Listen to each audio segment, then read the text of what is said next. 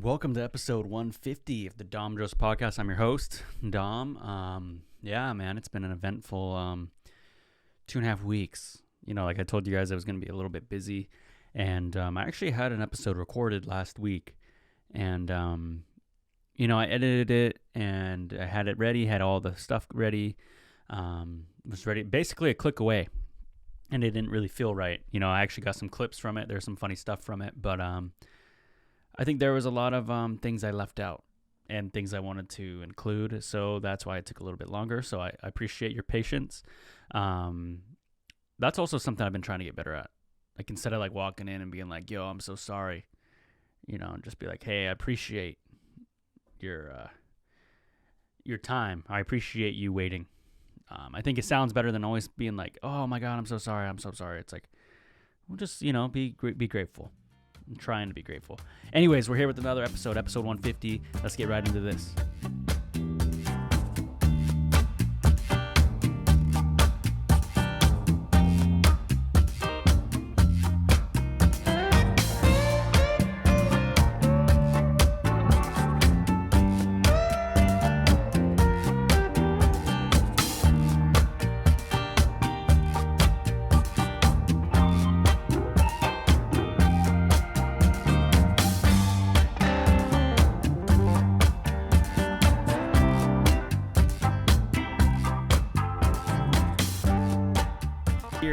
Another great groovy song to get in here. Always in a good mood when that comes in. And so what's been going on with me? What have I been doing? Actually, there's been a lot going on. I participated in my first canoe journey on the water. I participated in many canoe journeys over the years, obviously, just going. And I'd usually be the guy who's vending. I helped my cousin sell sweatshirts up in Campbell River one time for one canoe journey. When Tulalip had it, that was like 2003, I believe, was the last time we had it. And a lot of people are saying, we should be hosting Canoe Journey. A lot of tribes are out there saying, hey, Muckleshoot did a good job. We want to do it now. And I think Muckleshoot did a great job. Shout out to them for being the final landing spot for Canoe Journey this year. There still isn't a tribe that has announced that will host for 2024. And a lot of people are saying, hey, Dom, what is Canoe Journey? I've never been on Canoe Journey. I don't know what it is. Canoe Journey is basically, essentially, this is really, really simplified. Tribes from the Northwest and upper north of Canada, paddling to each other's tribes or villages or nations, and sharing their culture, sharing their songs or dances, giveaways, just pieces of their culture with other tribes. And they paddle down through the water, and they dance and sing together. It's a good time. They camp together, whole bunch of good stuff. And basically, if you're paddling, if the final spot is Muckleshoot, if the final landing spot is in Muckleshoot, people will canoe all their paddles down, or paddle all their canoes down to that final landing spot. And again, that's very simplified and very, there's probably a way better explanation somewhere else, but that's for you. So we paddled from Tulalip to Muckleshoot, but I believe we brought the canoes up to Lummi and paddled from Lummi to Muckleshoot, because sometimes some people want to have a longer pole, which, I don't know why, but people do. It's really unique. It's a really special thing to be a part of, and I used to actually kind of take the back seat and not really get involved personally. That's what I just didn't do it. I was kind of worried about, I was always kind of worried like, I don't really know many people. And, I kept using that excuse for a long time until I started looking around, and there's people who were doing it that I don't even know, or people don't even know. And it was really inspiring to see people who, honestly, some people aren't even from here, and they were getting on the canoe. Like, to be honest with you, my girlfriend's not from here, and she was canoeing with Tulalip even before me. And that was a big stride she took. And also there's a lot of other people who were out there just going for it. And I started looking around and being like, wow, there's people who are older and much more, I don't want to say out of shape, but much more, older, I should say. Like we had elders out there almost, and they're paddling. So there's no excuse why I can't be out there. So I went out there, and actually the story happens. This is what happened. The canoes landed in Tulalip. They had the protocol at the gathering hall. Everybody was there. And some of my cousins were thinking about doing it. And they're saying, are you going to do it? And I was like, yeah, I'll do it. And part of me was kind of like, oh, I'll just say that and then maybe go. And then if they don't pick me, then I at least go down there. I'll go down there at 4 a.m. and just kind of be around. And if they really need me, they'll ask. And nobody's just going to ask you to do something like that. Maybe you might have some fortunate people who, really care for you and say, hey, you're going to do this. But sometimes I feel like I stand far enough away where no one's going to ask. And I thought that's what I was going to do. And I didn't. They had a circle before they left. They were saying, hey, we're getting some people. We need some relief. Who wants to go? People started raising their hands. They're like, oh, you, started pointing out people who probably been to practice. And I never went to practice. And I had my hands straight up. I didn't have it low. And I believe it was Thomas. I'm sorry if I mixed your name up or I'm mixing you up. He looked at me, he said, all right, Dom, and that's it. And I was in. At that point, got to be a part of some really great things. But it was really, really great. We actually took on some water in the canoe. We addressed that. Shout out to the people who were out there on the canoe, on the waters. Not even just our tribe, shout out to everybody. But it's, water's powerful, man. I was really, noticing that a little bit more being out there. It's, it takes no mercy on you, man. The water don't care who you are, how much money you got, how many friends you have, how many likes you have, or whatever. Obviously, people are going to be like, what is Dom saying? But what I mean is, if you're out there, it's not going to just pity you. And water comes in quick, man. If it comes in the canoe, it might have been needed. And I think for a while there, I was feeling like I had something on my back. I don't know what it was. Some people say, oh, you have a monkey on your back. I don't feel it anymore. I think maybe I'm just looking at things a little more grateful. Anyways, we made it to Suquamish. That's where we ended up paddling. And it was a great time. There's a lot of great food, great dances. And we stayed up all night, watched Protocol. And part of me was kind of like, man, I just want to get home. And I think it made me appreciate home just a little bit more.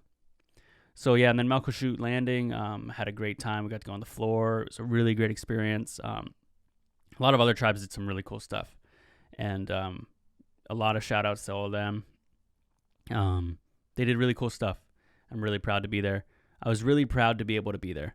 That's what I should say. And I didn't want to camp, but when you go camping, nobody really wants to go lay on the ground. But as soon as you get on the ground, it's kind of like, this ain't even that bad.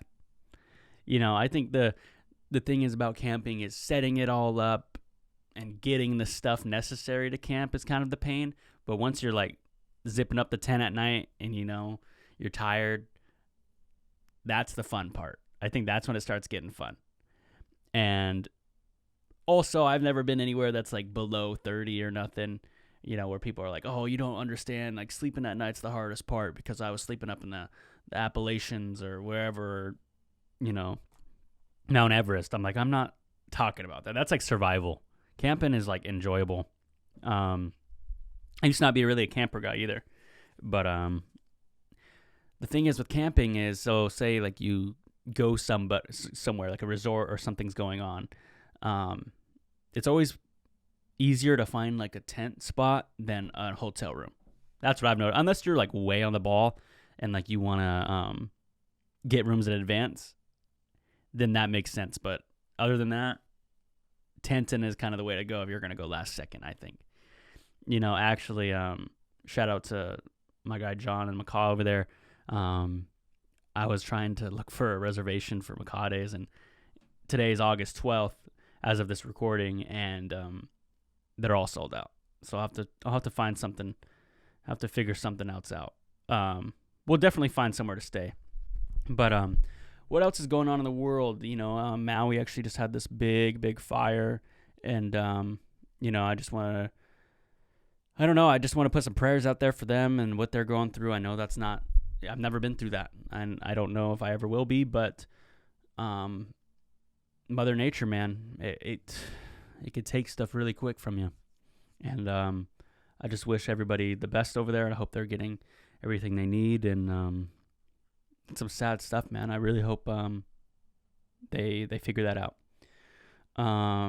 Figure out what's the next thing to come and how they're going to figure it out. Let's see what's been going on. I saw a marriage at Gasworks the other day here in Seattle, and that was a little unique because, you see or marriage proposal. This guy was dressed to the nines and brought her out to, get on one knee and propose to her, and there was a lot of people there. You're going to do a marriage proposal in public, you got to be almost assured it's going to be a yes, because there was a lot of people there. I feel like that puts a lot of guilt. No, not guilt, but a lot of more pressure, added pressure onto an already hard question. Could you imagine getting proposed to, and not only this life decision question that is being asked upon you, now you have an audience. And I know most people will be like, I don't care about the audience, I'm focused on the question. And that's what you should be doing. But me, I would be overthinking every aspect. So, but on the other way, I'll be the one asking more so than the person getting asked, I believe. So I don't think I'd put that pressure on somebody. I wouldn't. But, yeah, I just, that was really funny.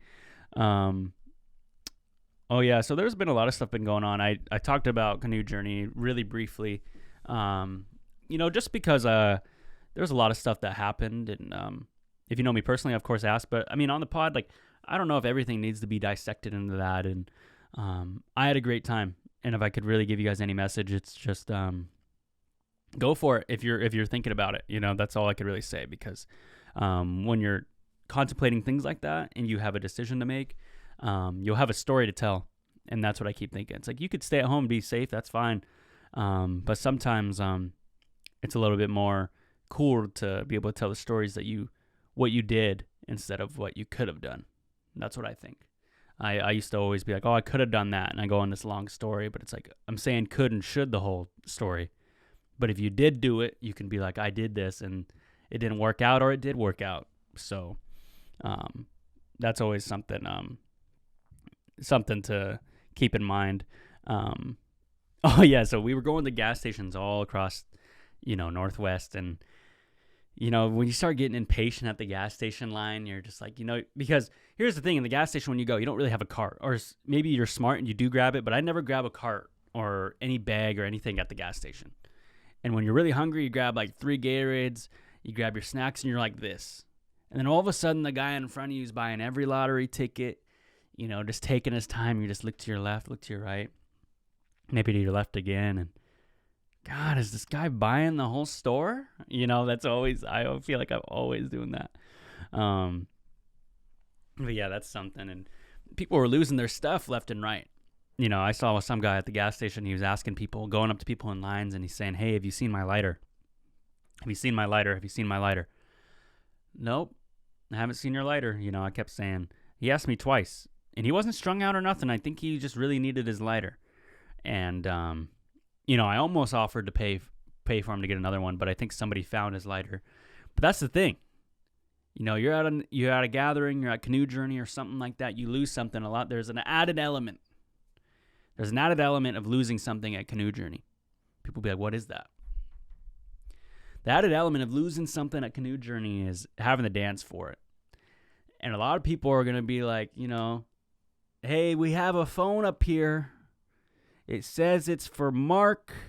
If you know a Mark, tell him his phone's up here. You go ask Mark, hey, your phone's up at protocol. All you got to do is go get it. And then he's just like, man, I don't really want that phone. Why not? It's your phone. I don't know if I want to dance for it. There's this added element of people who don't want to dance. And you know what? I'm one of them. I was at Canoe Journey looking around, looking to my left, making sure. I was doing the tap, making sure I had my phone, wallet, and keys in my pockets almost every other 5 minutes. Not because I wasn't afraid to dance. Actually, it was because I was a little nervous to dance.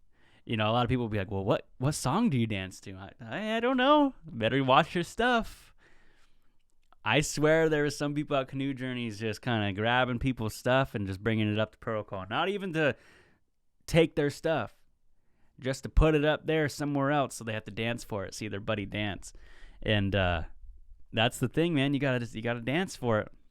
So that added element of losing something and having to dance for it definitely has people watching their stuff just a little bit more, I think. But yeah, Paddle and Muckleshoot was cool. There's a lot of funny stuff going on like that. But what else has been going on after Canoe Journeys? There's just being on the water and stuff. Not even in Canoe Journey. This is separately. I don't know if you guys are water people or like to go in the water. But we were actually tying stuff down, and this is me. I never really learned knots as a kid. I know the one knot that you use for your shoes. That's really the one knot I know. But I swear some older people expect you to know certain knots. They'll be like, oh, what? Tie a fingernail cattail. Or tie up an elephant tusk for me. Or the monkey's paw, cat's paw. Dude, I don't know these ones. So I've been looking up like knots on TikTok and stuff and how to do different knots, but some older generation expect you to be knot experts, and that's not me, man. I know one knot, and whenever I try to knot it up like a shoelace, people look at me like I'm crazy out on the water. So I guess I'm just saying this out in existence that I'm trying to work on my knots, my knot game. And that's true. I mean, I think knowing knots is a good thing to know. What else is going on?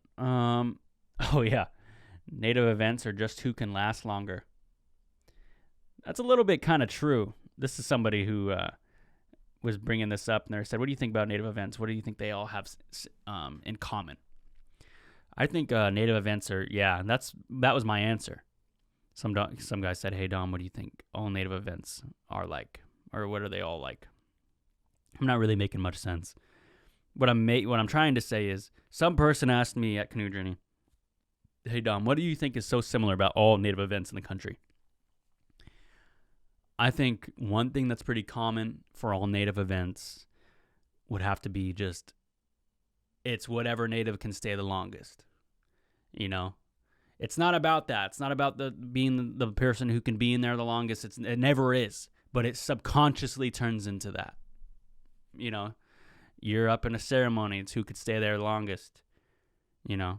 Whether that be in a longhouse, a teepee, a sweat lodge, a powwow, who could stay the longest?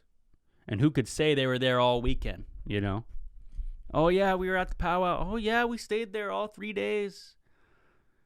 If you're just a powwow goer, you go for the evening, you instantly are against the people who've been there 3 days for some reason. The guy who's been there 3 days, oh, yeah, we've been here 3 days. We just toughed it through. And then you have those one natives who are we just drove here for the night. And there's this instant, I don't know what it is, competition. Who could stay there the longest is the real thing, I think. We were down at the art market all day. Can't just be there 1 hour. You got to be there all day. You got to be able to send the whole event. Yeah, we were down at the basketball game. We stayed there till after, we said hi, got pictures. You can't just go to the game and leave. I don't know where this hidden expectation comes from, where you got to get there early and leave late at native events. I mean, maybe I got to be better. But there is this hidden pressure of getting there early and leaving late. I don't know what it is. Oh, yeah, we were at the powwow, and you know what? I just stayed an extra day and helped take down the vendor tents for free. Just making you feel bad for just going there for the Indian taco and leaving. It's like, well, I went there for the evening, Yeah, so there's always that, native events, man, who could stay there longer. That's really what it is. I was seeing a lot of things going down at powwows and stuff. There's always that angry mom yelling around at the kids. And I ain't coming back for you either. So you better get in the car. I heard that one quite a bit, actually. We're not coming back either if you don't get in the car. Oh my God. I wasn't acting like this when I was their age, man. It's just this generation. I wasn't like that when I was young. Says the guy who was probably worse. Yeah, I wasn't like that. It's because you were worse. It's like that scene in Benchwarmers when he was like, yeah, Gus Matthews, easily the biggest bully in school. And then he goes, yeah, you weren't the nicest kid either, Steven. And then hits his toupee off. Terry Crews. I don't know if you guys are Benchwarmer people, but I was. But yeah. But I feel like now we're getting into a different age. I feel like the new generation is upon us. There's kids growing up and they're making changes, they're voicing their opinion. Regalias are starting to show themselves a little bit more. I feel like more people are out there showing that. But I should say, when cultures are changing, regalias are evolving, culture is thriving. There comes more things with that. And what I mean is there's a lot of other things that natives wear that just start appearing. Back then, people didn't have Crocs. But now you start seeing Crocs at almost every event in the summer. And a lot of people will be like, that's not just a native thing. I don't know, man. Crocs during Canoe Journeys is almost a sponsor at this point because Crocs are everywhere. Especially in Canoe Journey, man. You're getting out of the canoe. You're going up to longhouses. You're going to need some shoes that can get wet. And I feel like Crocs are the number one prospect right now. I don't know what it is. The beaded keychain has been getting in its way into the regalia as well, too. Because back then, people would drum and they had, like, at least over here, cedar hats is what they'd wear. And, snapbacks kind of, like, started becoming... Drummers would wear them in drum circles, and now they just keep them on. But man, there's some people who don't want to show up to an event because they don't have regalia. And I speak that as a guy. This is my experience. I've had some people call me, hey, I don't have any regalia. I don't know if I want to show up. Man, if you got a snapback in the back of the car somewhere and you got a beaded keychain, that's damn near regalia at this point. You turn that hat backwards and you put on that beaded lanyard, you got medicine right there, man. If you got Crocs on too, you're almost head to toe in regalia almost. Snapback, beaded lanyard, and Crocs. I think that's like the new nowadays. Almost, it could get you in the door. That's what I mean. I'm not making fun of regalia at all, but I'm saying lanyards and snapbacks and Crocs, man. I think those are, dude, I'm wearing Crocs right now, even on air. Red Crocs, man. So I don't know. You guys could take that whatever direction you want to take it. But I'm saying if you got a hat and a lanyard, you're set. Beaded lanyards are regalia. Beaded anything is part of regalia. You look at people's regalia, it's mostly beaded anyway. Beaded, stitched, hot ironed, duct taped, skin tight. That's regalia, man. Or really loose. It really, that's just what happens. Let's see what's going on. Let's see. Oh, yeah. I'm all for, this is, I'm still talking about Canoe Journey. I know I said post Canoe Journey, but these are all thoughts I've been thinking of. I'm all for saving spots at powwows and events or Canoe Journey or whatever with a blanket. That makes sense. I walked by a bleacher, though. I swear to you, it was a California king size blanket. The blanket took up the whole row of the bleachers. I'm all for saving it with the throw blanket. I get it. Your back hurts sometimes. You got to have some cushion. Put the throw blanket down. I don't know. This family had a California size blanket. I don't know where they got this Pendleton from because it was it was huge. It almost was like bigger than 2 quilts, but I swear it was 2 blankets put together, but it wasn't. Because I saw them when they folded it. It took 3 people to fold it. And me, I don't got long arms, so queen size blankets are already bigger than my arms. But if it takes 3 people to fold up a blanket, it's too big to be saving spots, man.